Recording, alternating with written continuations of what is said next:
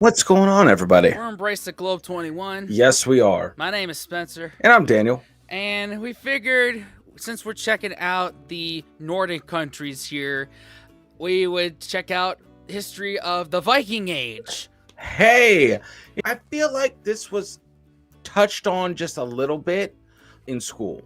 It wasn't Yeah. really harped on, which is kind of weird because the Vikings shaped everything. And technically, they made it here first as far as European explorers. They made it to the U.S. first. Christopher Columbus, eat your heart out. So it's kind of nuts how widespread their presence was felt, whether amicably, but usually not. And it would be interesting if we somehow put this out on Leif Erikson Day. Hey, Hanger, dinger. Jesus. Yes, exactly. That day. We celebrate that here.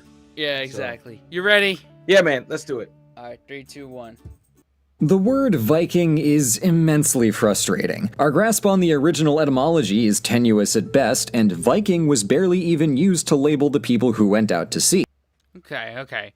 Vik, bay, inlet, referring to one who goes out to sea from a bay. Viking, to turn, take turns on a ship's oars, implies sailor. So bay sailor. A bay sailor, a nice pirate or something. Yeah. Okay. Interesting. The Europeans on the receiving end of these spontaneous blade-wielding visitors called them Northmen, Danes, Rus, or simply those jerks who trashed our monastery. And the Scandinavians behind this violent tourism didn't really tell us what they called themselves, because our first good records from them don't show up until centuries later. But history is 20% iffy nomenclature by mass, and the name has since stuck. Still though, even our modern usage is problematic, because the term often gets applied as a catch-all for medieval Scandinavia when its meaning is rather narrow. Viking is the act and associated profession of raiding, just being a pirate. Vikings themselves. Oh, so the term Viking and pirate could be interchangeable. Interesting.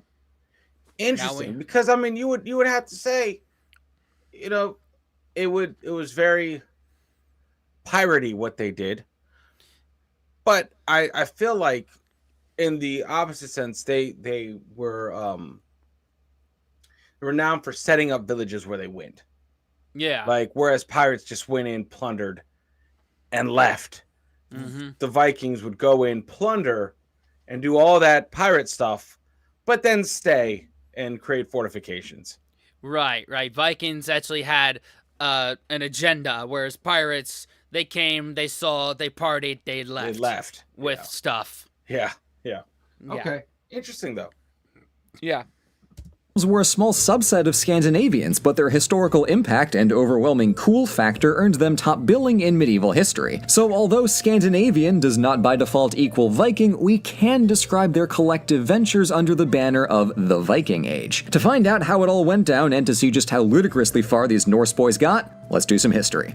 In addition to a wibbly moniker, the Vikings are also a little fuzzy in the timeline department. For narrative convenience, historians often date the age from 793 to 1066, opening with the sack of Lindisfarne Monastery and closing with the Norman conquest of England. But if Vikings are pirates, then their age should be thorough in its coverage of involuntary treasure reallocation. So really, we need to bump those numbers out by at least a few decades. Scandinavians were trading, seafaring, and occasionally plundering long before Lindisfarne. It's always tempting to imagine a culture just kind of appearing onto history as a fully formed entity, but Scandinavia had several Viking traits from early on, and the society gradually evolved through the first millennium AD. Trade networks in the Iron Age reached into the Celtic and Roman worlds, and the maritime culture was already fairly robust. Scandinavia was a tough place to traverse, as inland areas were either full of trees or covered in mountains, so people and supplies had to travel by water if they wanted to get anywhere. Luckily, these guys had trees for days, so they became wizards at woodworking and shipbuilding. With the convenient training zone of the enclosed Baltic Sea, Scandinavians developed a truly brilliant ship design, using an overlapping plank construction on a long, narrow, and shallow hull. This meant that ships could sail the open sea and row along rivers, which, to the delight of Scandinavians and the abject terror of Europeans, will make the Vikings quite versatile travelers. While Scandinavia was outclassing the rest of the world in the seafaring skill tree, their land situation differed from Europe's post-Roman migratory reshuffle. Instead of kingdoms full of cities and shiny monasteries, Scandinavians lived lived on small farmsteads and had no overarching government. But who needs government when you have a boat full of warriors in the favor of Thor? So...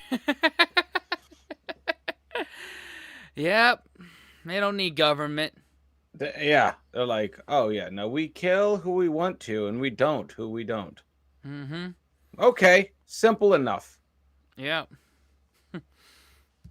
By the 700s, Scandinavians were becoming familiar with the wider European world, sailing eastwards in the Baltic and hopping westwards to the Frisian coast. This trading was sometimes a little aggressive, on the order of buy these furs or so help me Tyr, I will axe you. But that's just piracy for you, and it worked out decently well. However, the Vikings set themselves apart by just going for it. Northern Europe and the British Isles happened to have some shiny monasteries stacked with treasure and utterly lacking any defenses, because who would be so craven as to plunder a monastery? Well, that Pollyanna delusion shattered like a stained glass window when the Vikings rolled up to the British island of Lindisfarne in 793 and trampled the place, stealing the artifacts and selling the monks they didn't kill into slavery. Because, as they soon found out, the Muslim world was incalculably rich and had a substantial market for slave imports. Christians weren't supposed to be in the slaving business, but the markets in Frisia, Rome, Venice, and Constantinople clearly weren't losing any sleep about it. Oh, Cleo, what are you meowing about? Cat break. Cat break. Yeah. Ooh, that's a heck of a comedic relief for such a taboo subject, slavery. Yeah, man. But I mean, that's what they were knee deep in, man. Back in the day, that was just their world. Mm-hmm. You know, that's what, like, what was it? More than a third of the world was either enslaved, you know, at one point, which is crazy back then. That was just the way things were, which is crazy. Yeah, not trying to be insensitive. That's just how it was. That's just history, guys. Yeah. But that's crazy. So they just went for it.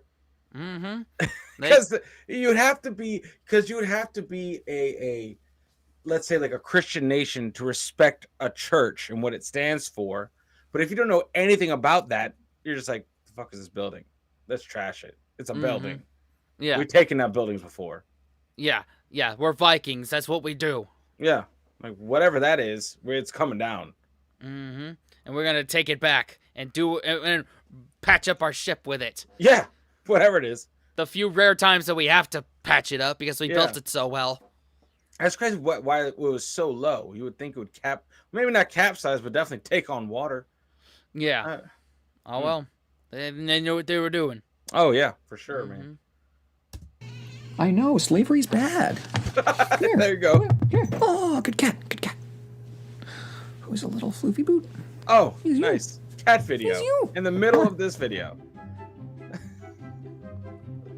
So the Vikings of the early 800s enjoyed a stunningly efficient business model. Sail, sack, steal, sell, celebrate. And the Europeans were horrified. This, dear viewer, is why some of our sources for the Vikings are so uniquely screwy. Scandinavians left some inscriptions on runestones but otherwise didn't write anything about themselves during the Viking Age, so our documentation comes from the people who lived in constant fear of being waylaid by a surprise fleet of longships. Now, as a human with functional empathy, it's obvious why these accounts are so biased, but as a historian who wishes we understood the Vikings a little bit better, it does me a big sad. We do eventually get Scandinavian sources on their history and culture, but they're about 3 centuries late and were all written post-Christianization, so we're 0 for 2 on original Norse works. And this is where archaeology especially has come in clutch for us, because settlement remains and burial patterns across Europe have been doing the heavy lifting in recent scholarship. As it happens, our newest discoveries are coming from Eastern Europe, which had long been sidelined in the Viking narrative and was inaccessible to research because of that pesky Iron Curtain. Yeah, I know, there were bigger problems in the 20th century, but Viking stuff, man, come on.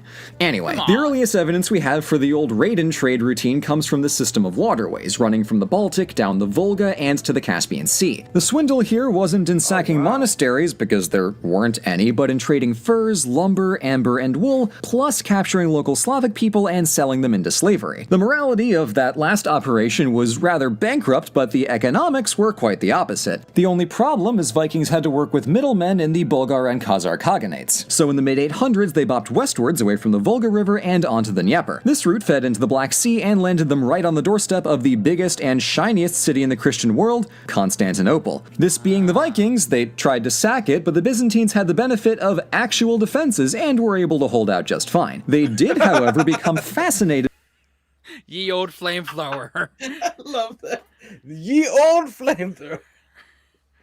Oh, Jesus. Oh, God. Reminds me of the old George Carlin joke of how the flamethrower was invented.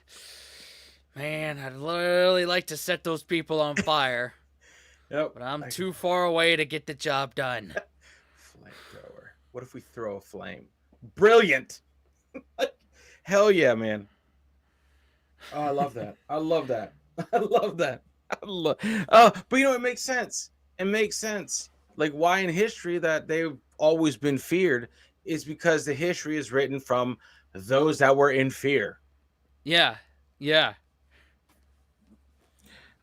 Okay. By the Vikings, whom they called Varangians, and hired some for the emperor's personal guard. Scandinavians were thrilled to deal directly with Constantinople and built up trading towns along the Dnieper River, such as Kiev. The demographics at work here are a little murky because it seems like the Scandinavians of the so-called Rus became a minority population among the native Slavs and Finns, but research is ongoing. To the collective thrill of the Byzantine Empire, the Rus adopted Orthodox Christianity in 989, and this becomes a running plotline elsewhere in Europe. So let's jump west and look at the Carolingian Empire.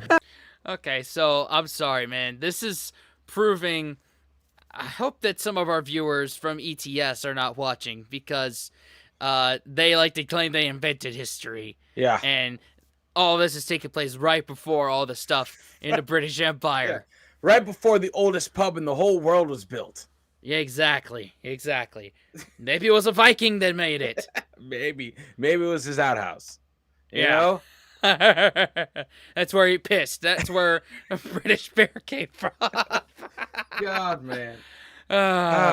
Historical jokes. Gotta love 'em. Oh, God, man.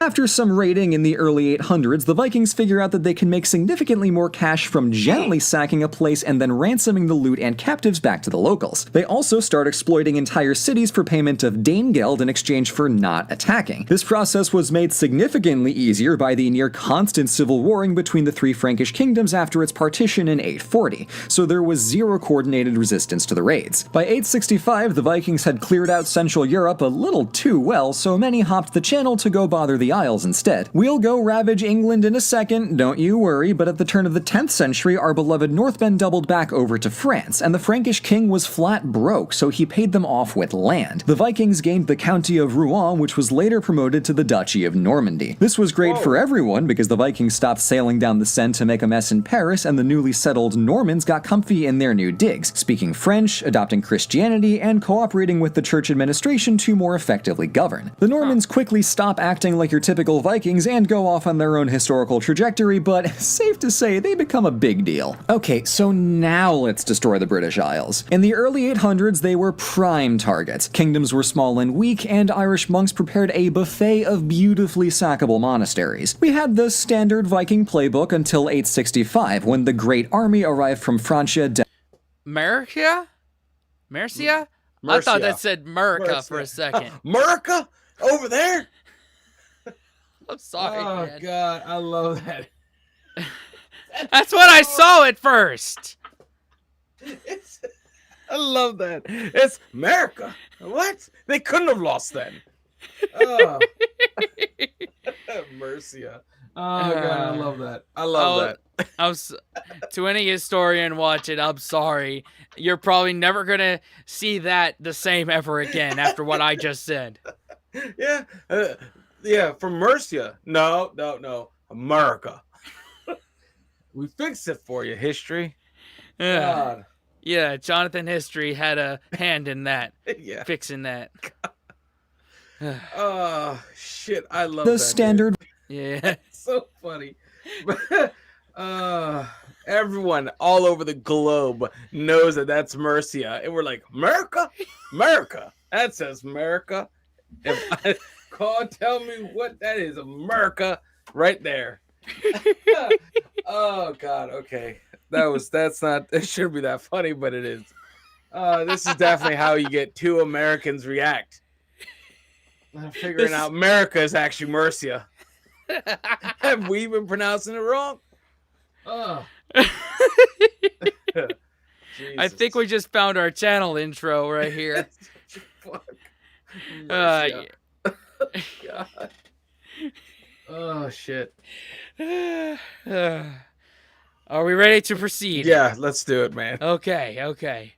Viking playbook until 865, when the Great Army arrived from Francia, Denmark, and Norway to absolutely wreck shop. In the span of a few years, a Scandinavian army makes a base in East Anglia, marches north to conquer York and the Kingdom of Northumbria, swoops down to take half of Mercia, and loops back over to East Anglia to make it over half of the Saxon kingdom stomped, the only full survivor being Wessex. Unlike in Normandy, the Vikings weren't able to establish a proper state, but they did set the rulebook for this big new land, so we call it the Danelaw. Meanwhile, back in Wessex, King Alfred knew that it was nut up or shut up, so he reformed his state to meet the Scandinavian threat, and his successors later conquered up to create the Kingdom of England. And the Anglo-Danish hybrid culture in the north seemed pretty chill with the arrangement, what with all the easily arable land and good royal administration. Then there's Ireland, which didn't end up being a place where Scandinavians came to live, but it did become the money pot of the Viking world. Because after they cleaned out the countless monasteries, they built up coastal merchant towns at the bases of rivers to raid inland for slaves to sell at markets in Spain. Of course, they raided some Iberian towns along the way, but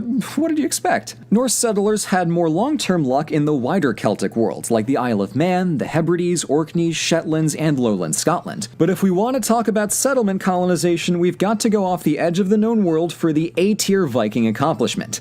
Iceland. Situated smack in the middle of the North Atlantic, Iceland is a little out of the way and seems to have been discovered by accident. When some poor sailors overshot the Faroe Islands and presumably freaked the hell out when they discovered a giant uninhabited island about 2 postcodes out from Niflheim. Setting aside the non-zero chance of veering wildly off course while sailing over, it's easy to see why Iceland instantly became prime real estate. Tons of good land, no locals to fight, and the Valkyries put on a light show every winter. Dinner.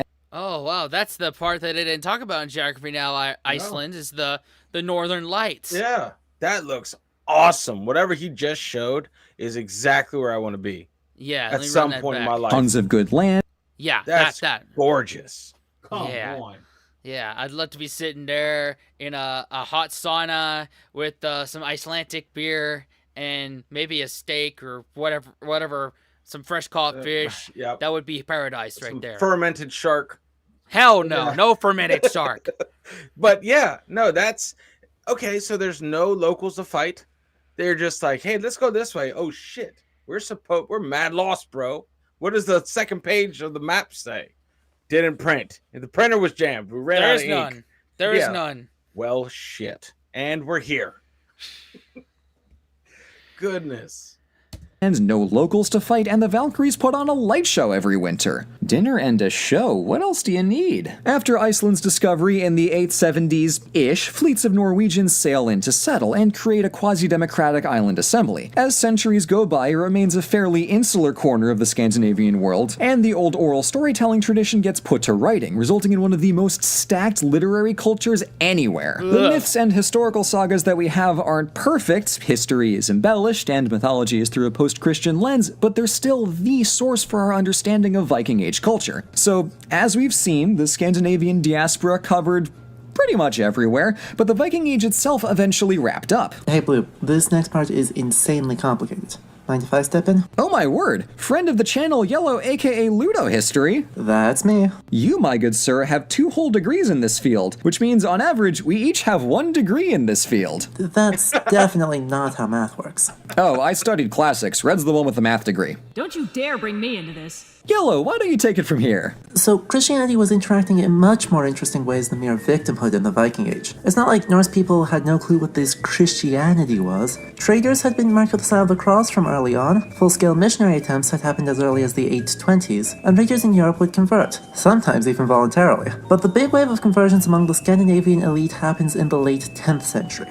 Now, you'd think this would stop raids, but you'd be wrong. Knutr the Great was baptized in 1014, and he gets the distinction of most most successful Viking, actually becoming king of England in 1016. And heck, the patron saint of Norway was a mercenary and raider in England in the 1010s too. So you can't exactly call conversion an ending. Christianity is linked to the...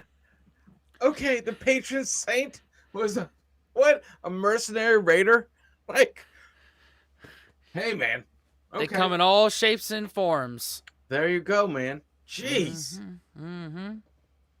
The end of the Viking Age is even more tenuous in the Baltic. Sweden and Denmark kept raiding there well into the 12th century, though they eventually justified it as a crusade. What Christianity did do is let local leaders use Christian models and tools, such as the tithe, to justify and consolidate their power. Doing so allowed for more centralization than was possible before, and models of sacral kingship assisted in state building in Scandinavia and the formation of the countries into very roughly the shapes they have today. This is a slow process though, and it wasn't like 1066 hit and they went, ding, we're now well-behaved Christian kingdoms. In fact, I'm running out of time.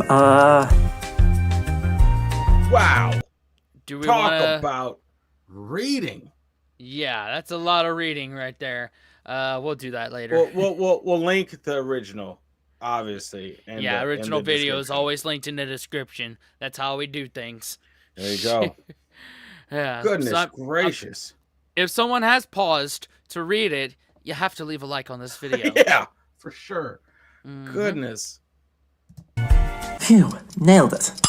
Whoopsies, that's the late medieval alarm, which means that if we go any further, I'm gonna start compulsively talking about Florence, so let's wrap it up here. Thanks so much for stopping by, Yellow. So it's clearly hard to put a firm end date on the Viking Age, because the methods, motivations, and goals all changed during that time, but 1066 does have a nice irony to it. King Harold of Norway tried to conquer England using some classic great army tactics, but was defeated in battle. But then 1 month later, Duke William of Normandy led an army of knights at Hastings and won himself a kingdom. The Scandinavians who played by the old rules were left out in the cold, and the Scandinavians who adapted to their new homes and to changing worlds did a lot better for themselves. So, all told, the Viking Age is a class above simple piracy because it effectively terraformed the landscape of European politics, economics, and culture. And though their legacy has been appropriated in ways ranging from dubious to flat-out dangerous, the Viking Age proves that history only gets cooler the more we learn about it. Thank you so much for watching, and...